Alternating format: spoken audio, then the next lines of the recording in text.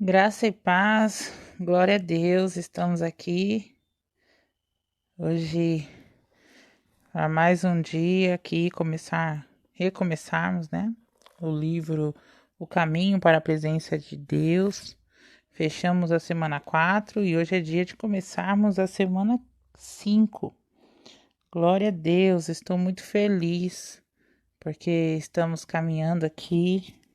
Faltam apenas contando com essa 4, né? Sem contar com essa semana, faltam 3 semanas. Não que eu esteja ansiosa para encerrar, mas é que cada semana aqui tem sido uma semana de aprendizado maravilhoso. O Senhor tem nos levado a lugares tão profundos, né? Eu sinto isso, não sei se vocês sentem também, mas eu sinto a alegria de estar aqui com vocês, passando por cada detalhe, cada passo, cada dia aqui, e é maravilhoso. Nós já vivimos Deus em tempos de deserto, é onde nós estamos, no deserto. E com isso nós temos o questionamento: a quem obedecer? Também estamos firmes aí, cientes de quem obedecer. Na semana 3, nós vimos o quanto é importante remover a barreira da falta de perdão. O quanto o perdão e o amor, eles caminham juntos. Na última semana, nós vimos o quanto nós estamos enfrentando o passado, quanto nós vivemos muito de passado, mas nós precisamos o quê? Estar com a esperança renovada para o futuro. Nós temos um futuro que está na mão do Senhor e Ele já dispensou sobre nós. Vale lembrar que sou eu e você que decidimos escolher, né? O Senhor, caminhar com o Senhor, viver com o Senhor da maneira que Ele deseja, ou viver da maneira que você e eu desejamos, certo? E aí nós temos um futuro e agora nós vamos começar a seguinte semana, que é uma nova geração para refletir a glória de Deus. O Senhor nos levou, o Senhor quer nos dar a terra prometida. E para que isso aconteça, nós precisamos o quê? Refletir a glória dele. Se nós estagnarmos, se nós ficarmos sentados, chorando o passado, nós vamos viver do passado e nós não vamos romper para aquilo que o Senhor deseja. Nós estamos aqui neste mundo de passagem. E o que o Senhor deseja que nós façamos? Nós precisamos pré-anunciar a volta de Cristo. Amém? Então vamos começar aqui a leitura. Então vamos ler aqui Malaquias, capítulo 3, versículos de 1 a 3, tá? O profeta Malaquias escreveu no último livro do Antigo Testamento. Ouçam, vou enviar o meu mensageiro, que irá antes de mim para preparar o caminho. De repente, o Senhor, a quem vocês procuram, virá ao seu templo. O mensageiro prometido por Deus lhes dará grande alegria. Sim, com certeza ele virá, diz o Senhor dos Exércitos.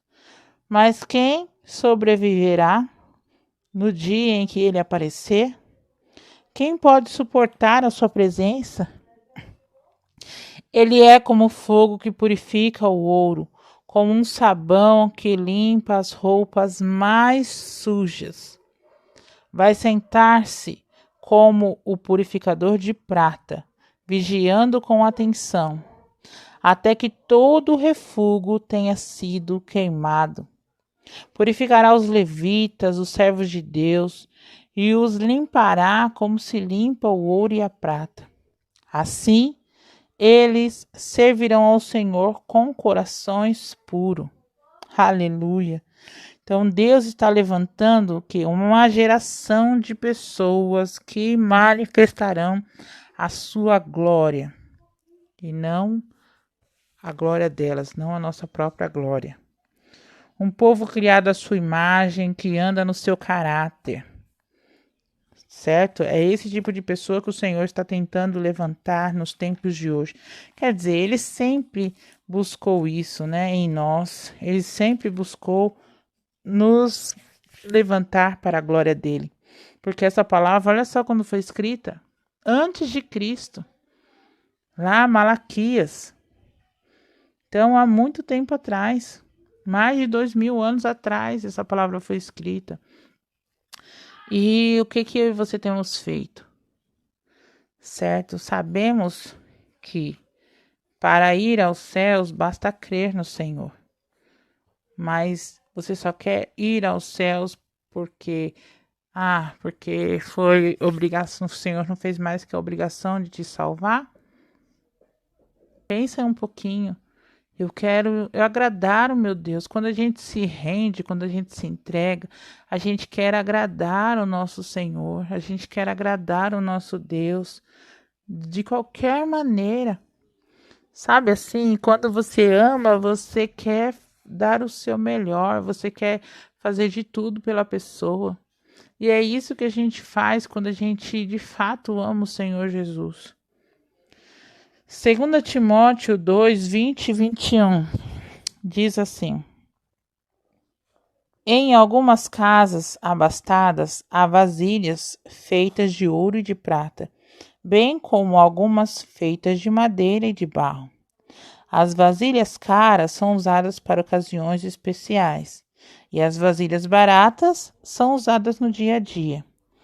Se você ficar afastado do pecado, será como uma dessas vasilhas, feitas do mais puro ouro, a melhor da casa, de tal maneira que o próprio Cristo poderá usá-lo para toda boa obra. Glória a Deus. Então, você quer o quê? Você quer ser usado de qualquer maneira? Porque você é de barro, eu sou de barro, nós somos uma vasilha feita de madeira e de barro. Mas se nós deixarmos o Espírito Santo agir em nós, fazer a vontade dele sobre nós, nos levar ao propósito do Senhor, nós vamos nos tornar o quê? Vasilhas de puro ouro. Porque nós vamos estar semeando para o reino. E quanto mais você semeia para o reino, mais você recebe sementes para fazer a boa obra. O Senhor, ele não levanta pessoas que não estão fazendo nada, que está simplesmente agindo de qualquer maneira, não está nem aí para os mandamentos, para aquilo que o Senhor deixou de ordem para nós. O Senhor não levanta esse tipo de pessoa, não. O Senhor não interfere nas nossas escolhas. Ele nos dá as opções. Observe que existe dois tipos de vasos, os honrosos e os desonrosos. A palavra grega para desonra é atimia. É definida como desonra, repreensão, vergonha e repulsa. A palavra grega para honra é, acho que se fala, não sei se é time ou é time, não sei, mas que significa precioso. Por meio da expurgação ou purificação, nossas vidas são refinadas e livres da impureza. Paulo fala sobre o ouro e prata. Processo de refino pelos quais eles passam é semelhante. Para simplificar, vamos falar brevemente sobre o ouro. O ouro tem uma linda cor amarela que emite um brilho metálico suave. Ele pode ser amplamente encontrado na natureza, mas sempre em pequenas quantidades. Raramente o ouro é encontrado em estado puro. No estado puro, o ouro é macio, maleável, é isento de corrosão e de outras substâncias. O paralelo em nossas vidas diante de Deus é que um coração puro perante Deus é como ouro puro. Por meio do fogo do refinador, o ouro é purificado. A sujeira, as impurezas são removidas. Glória a Deus. Então, é algo assim maravilhoso, gente. De verdade. Você saber que quem pode te purificar é o Espírito Santo. Mas você precisa querer, eu preciso querer passar por esse refinador. Eu preciso querer, porque eu posso sim viver da maneira que eu desejo, sem nenhum problema. Só que depois eu preciso arcar com todas as consequências dos meus atos, com todas as consequências daquilo que eu desejo. Porque o Senhor vai cobrar de mim. E eu vou passar pelo fogo. De qualquer maneira. Todos nós vamos passar pelo fogo. O fogo que refina. 1 Pedro, capítulo 1, versos 6 e 7 diz assim: Portanto, alegrem-se verdadeiramente. Há uma felicidade maravilhosa no futuro, embora sejam entristecidos durante algum tempo aqui na terra por todo tipo de provações. Essas provações apenas põem à prova a fé que vocês têm, para verificar se ela é forte e pura ou não. Ela está sendo experimentada como fogo prova o ouro e o purifica. E a fé que vocês têm é muito mais preciosa para Deus do que o simples ouro. Portanto, se essa fé permanecer firme, isso redundará em muito louvor, a glória e honra no dia em que Jesus Cristo for revelado. Então, glória a Deus. Que palavra, hein? Por meio de provas e tribulações, passamos pelo fogo refinador de Deus. É aí que o Senhor vai nos refinando. É através de provas. Como que nós provamos? Como que nós amadurecemos? Durante os próximos 5 dias, ao longo do caminho rumo à sua presença, examinaremos as principais barreiras que têm impedido muitos de se aproximarem. Se quisermos ser uma geração que reflete a glória de Deus, teremos de aprender a remover esses obstáculos. A mudança nunca é fácil. Na verdade, a nossa própria força, ela é impossível. Mas à medida que cooperarmos com o poder do Espírito de Deus, por intermédio da obediência, veremos acontecer uma transformação pela qual muitos anseiam, mas que não conseguem alcançar na própria força. O maior benefício será desenvolvermos um relacionamento mais íntimo com Deus. Então vamos lá, continuar firmes nessa jornada, porque nós vamos entender que sem o Espírito Santo de Deus agindo sobre nós, é impossível nós trilharmos esse caminho aqui rumo à presença de Deus. Porque nós temos um Deus santo, um Deus justo, um Deus perfeito. E nós temos o quê? Eu e você, impuras, imperfeitos, cheios de máculas, cheios de pecado, da natureza pecaminosa. E a única pessoa que pode nos unir é Jesus Cristo. E aí, através do poder do Espírito Santo de Deus, ele vai nos dando o quê? Acesso à presença do Senhor.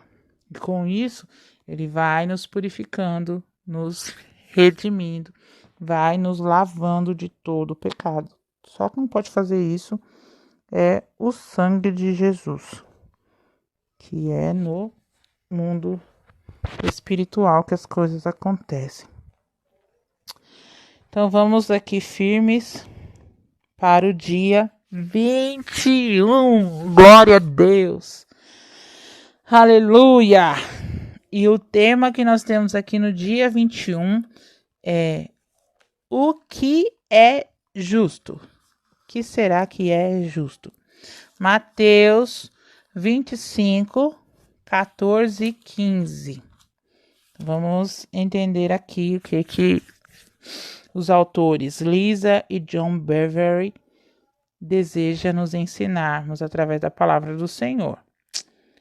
Mateus 25, versos 14 e 15. O reino dos céus pode ser ilustrado também com a história de um homem que ia para um outro país. Então reuniu os seus servos e confiou-lhes os seus bens.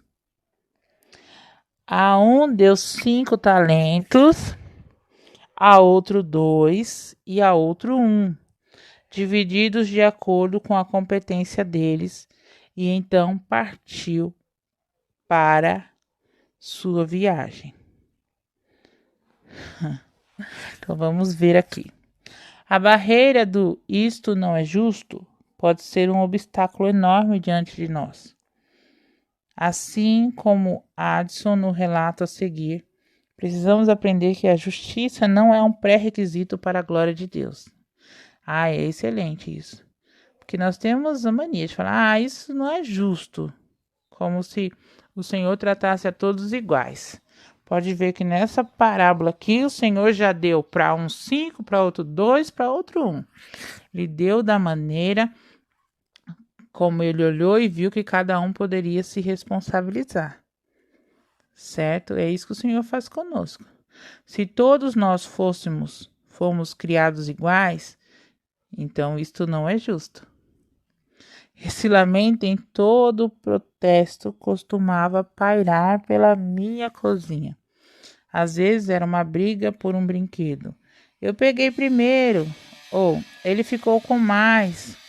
Outras vezes era um jogo ou uma disputa esportiva. Ele roubou, ou é a minha vez. É sempre assim, né? Quando a gente tem filho, a gente escuta essas coisas mesmo. Toda vez a culpa é dele, a culpa é dela. Né? Isso faz parte. Isso não é justo. Por que ele tem e eu não tenho? Por que isso aconteceu com ela e isso não aconteceu comigo? Mais ou menos assim. Mas nós não fomos criados iguais. Nós não somos iguais. Nós somos iguais assim como criaturas, no sentido de que todos têm os mesmos direitos, os mesmos deveres, conforme o que está escrito na palavra de Deus, certo?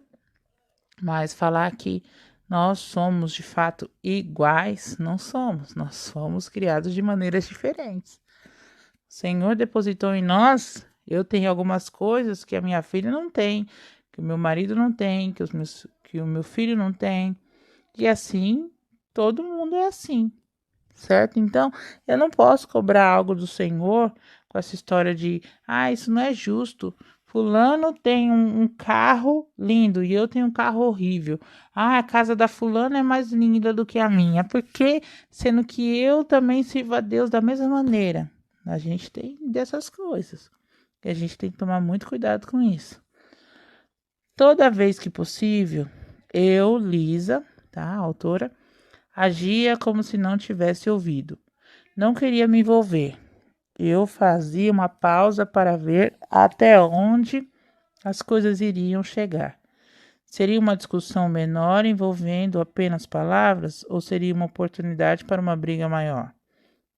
Com 4 meninos, geralmente um único dia tinha muitos desses embates.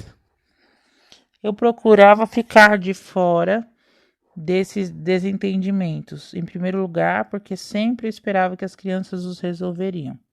E em segundo lugar, porque eu detestava ter de deixar o que estava fazendo para subir as escadas ou para ir lá fora dar uma de árbitro. De verdade, eu também não gosto. Eu tento o máximo só quando eu vejo alguma coisa injusta, só quando de fato eu já foi além daquilo aí que eu me intrometo. Mas fora disso eu vejo, vou analisando e vendo até onde vai, né? Quando meu filho mais velho, Addison, iniciou o ensino fundamental, sua percepção de justiça se expandiu e passou a abranger uma dimensão inteiramente nova. Ele se autonomeou guardião da justiça. Essa descrição de cargo incluía definir quem sentava onde. Você se sentou ao lado do pai ontem, hoje é a vez do Alexandre. Ou, sou o mais velho, então eu deveria me sentar no banco da frente do carro. Isso se estendeu para a alimentação, onde a justiça era examinada de acordo com as preferências dele. Se fosse uma porção de sorvete, não era justo dar a todos eles a mesma quantidade. Afinal, ele era o mais velho. Se fosse feijão, não era justo dar mais a ele porque ele não gostava de feijão. As restrições e inspeções do que era justo ou não costumava confrontos sempre que se percebia uma violação. É bem assim, né? Tudo isso começou a me cansar. Parecia que tudo o que eu pedia a ele não era justo, e que todos os que ele conhecia não era justo. Certa noite, em resposta ao meu pedido para que ele fosse ajudar a recolher os brinquedos na sala de TV, ele protestou. Isso não é justo. Não brinquei com todos aqueles brinquedos e sempre acabo guardando mais. Respirei fundo e fiz com que ele se sentasse. Disse a ele que eu entendia totalmente como ele se sentia. Compartilhei como muitas vezes eu achava que não era justo que eu tivesse de limpar a sujeira que eu nem havia feito e lavar as roupas que eu não sujara. Ele sorriu e me deu um tapinha no ombro. Vamos fazer os bebês recolherem todos os brinquedos e nós vamos ler um livro. Pude perceber que não ia conseguir chegar a lugar algum. Ele precisava de uma nova perspectiva. Fiz-lhe esta pergunta. Foi justo Jesus ter morrido na cruz quando ele não havia feito nada de errado? Ele pareceu perplexo e seu tom mudou. Não. Deus não pediu a Jesus para morrer porque isso era justo. Ele o fez porque isso cumpriria a justiça. Jesus não morreu para cumprir a punição pelo pecado do homem. Addison. A vida não é justa, mas Deus é justo. Esse foi um daqueles momentos silenciosos e preciosos quando você vê nos olhos do seu filho uma verdade a ser plantada. Você sabe sem sombra de dúvida que seu filho entendeu o que você disse. Ele sacudiu silenciosamente sua cabeça loura, me abraçou e começou a recolher os brinquedos, chamando seus irmãos. Venha cá, meninos. Seu irmão mais velho vai lhe mostrar como se faz. Deixe Jesus lhe mostrar como reconhecer a sua justiça. Esse é o caminho para a sua glória. Então, meus queridos, é difícil, né? Mas quando a gente olha primeiro para Jesus, vem esse embate. Porque quando a gente vai olhar para o outro, nós temos que ver Jesus na frente. O que será que Jesus faria? Sabe por quê? Porque Jesus faria aquilo que eu e você jamais faríamos, se não fosse pela graça, se não fosse olhando para Jesus. Porque você jamais faria algo para alguém sem querer algo em troca. Eu jamais faria, porque não seria justo, né? Assim, isso não seria justo, fazer algo para o outro, sendo que ele não vai me dar nada em troca. Não é justo. Por que eu tenho que amar mais que o outro, sendo que ele não fez nada para receber esse amor? Porque nós vemos o que? Merecimento. Por que ele merece mais do que eu? O que ele fez de tão importante que ele mereceu mais do que eu? Sabe isso, esse tipo de situação? É isso que nós precisamos entender. Quando a gente olha para Cristo, antes de ver as pessoas, porque é assim que Deus olha para nós. Antes de nos deixarmos, antes dele nos deixar ir à sua presença. Sabe por quê? Porque se ele olhar para nós, ele vai ver aquela pessoa imperfeita, aquela pessoa aquela pessoa mortal, carnal, aquela pessoa que faz as coisas para si próprio. Ele vai ver aquela pessoa orgulhosa, ele vai ver aquela pessoa cheia de culpa, de uma alma toda angustiada. É isso que ele vai ver. E aí você vai falar assim: poxa, ele vai olhar e vai ver o que? O pecado na frente dele. É isso que ele vai ver. Ele não vai ver uma Delma certinha, uma Delma correta, uma Delma íntegra. Não, ele não vai ver isso. E aí, como que ele nos vê para que ele não veja as impurezas e para que ele deixe que nós se acheguemos até ele? Ele olha e vê o sangue de Jesus em primeiro lugar. Ele olha e vê Cristo, que é perfeito, que é santo, que é justo, que é puro, que é limpo. É isso que ele vê. E aí, quando ele vê Jesus na frente, ele nos deixa se achegar até ele, seguir até a presença dele. E é graça sobre graça, todos os dias. É muito amor derramado todos os dias sobre nós. E a gente renasce todos os dias. Sabe, todos os dias que você abre os seus olhos e você acorda, é porque Deus derramou o amor dele. Deus derramou a misericórdia, a bondade sobre a sua vida, sobre a minha vida. Certo? É isso. Então, quando você olha para uma pessoa, você tem que lembrar que Jesus morreu por ela. Que Jesus fez algo muito maior. E o que ele está pedindo é só que você também se prostre. Não que você para te menosprezar ou para te influenciar a ser menor. Não. Mas para te mostrar que ele é Deus.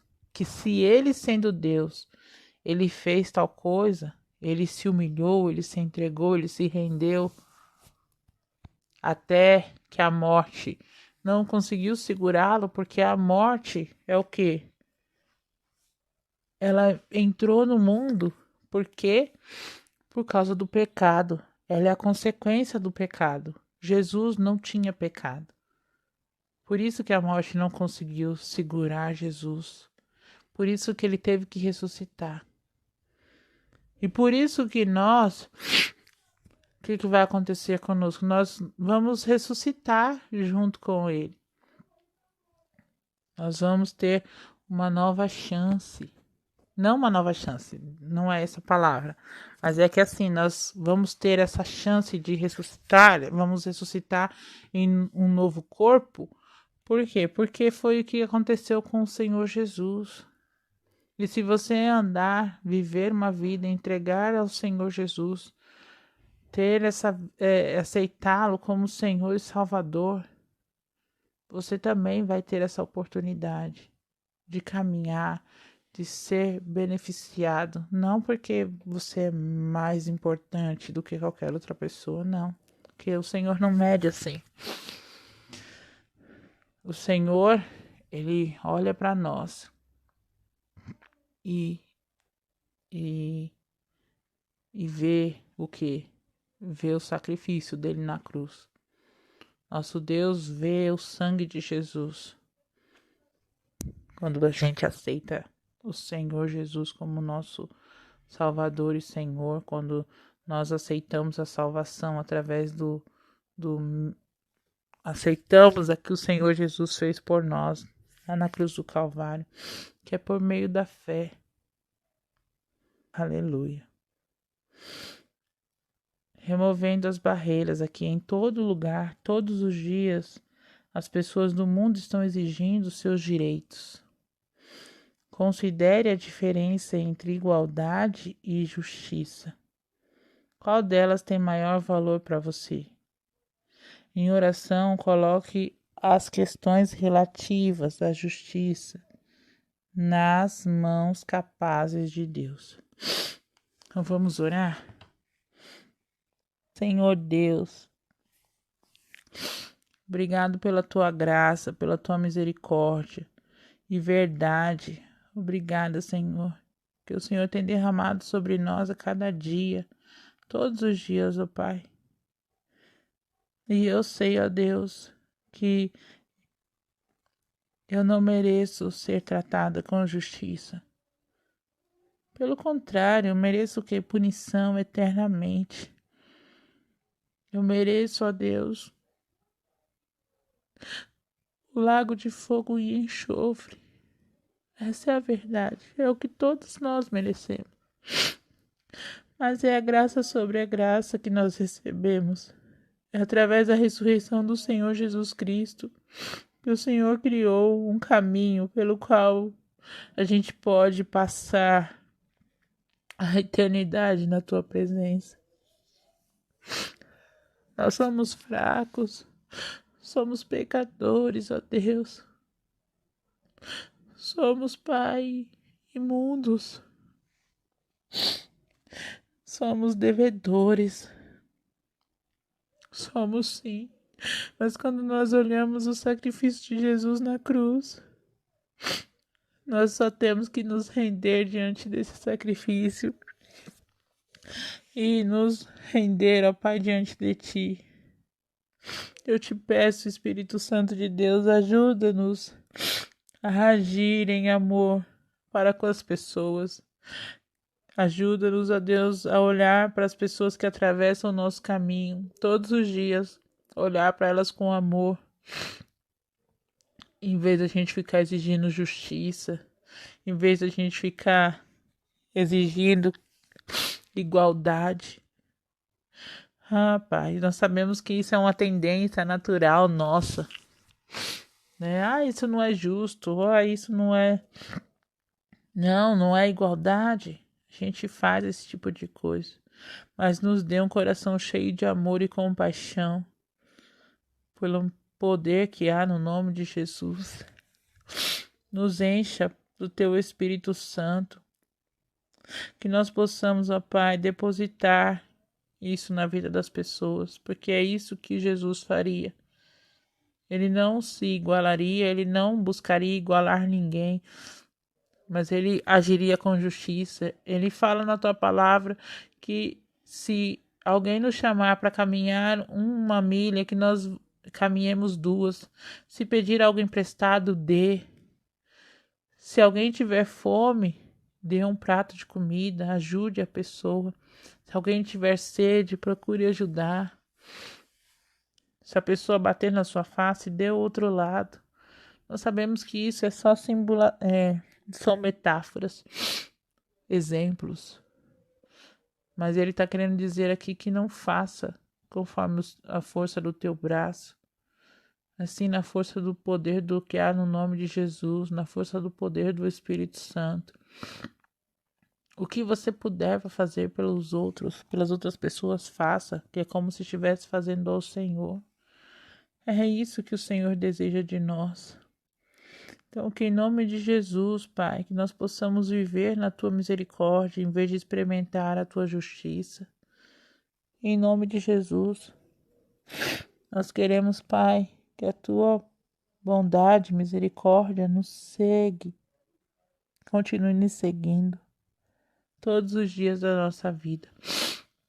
Porque se não fosse a Tua misericórdia sendo renovada a cada manhã,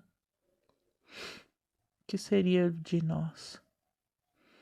Obrigada, Senhor, por cuidar de cada detalhe da nossa vida, da minha vida, que sou tão fraca, tão pobre e pecador. Eu sei, ó Pai, que há uma graça que só o Senhor derramou todos os dias, derrama todos os dias sobre nós. Em nome de Jesus. Amém. Existe uma música chamada Amor de Deus,